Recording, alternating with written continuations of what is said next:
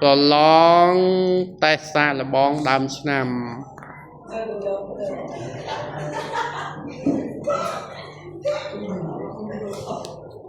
បាទកំពុងតែប្រឹងធ្វើខ្លាំងណាស់បាទនេះមើលគាត់តែប្រឹងមែនតែនសក់ឡើងចង់បាត់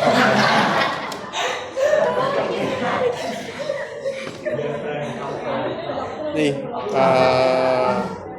គាត់ពីរនាក់នេះប្រឹងរៀនពេកឡើងឈីក្បាល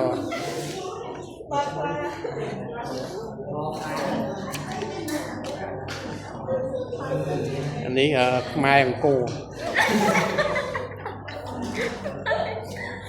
គាត់សប្បាយចិត្តណាស់បានប្រឡងមក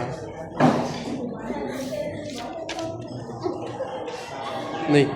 គាត់មិនសូវសប្បាយចិត្តទេប្រហែលជាបែកប្រុសហើយមើលទៅនេះសក់គាត់ស្អាតណាស់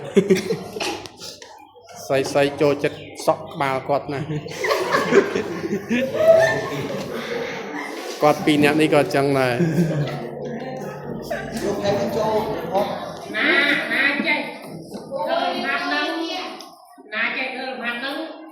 ហើយពុតឲ្យឡើងធ្វើក្រាបទៀត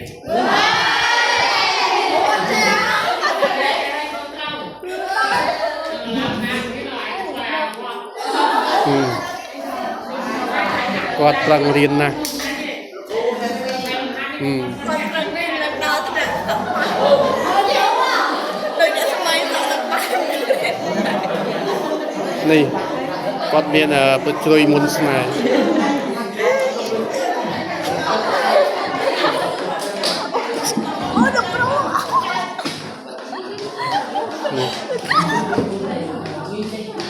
មុខគាត់ឡើងសដោយសារនៅក្រោយចាស់គាត់សិតកំប៉ុងលេនេះ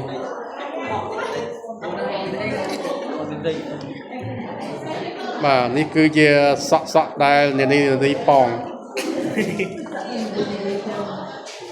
បាទគាត់ប្រឹងធ្វើណាស់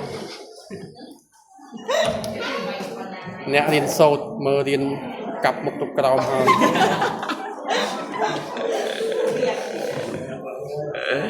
បាទសូមអរគុណអ្នក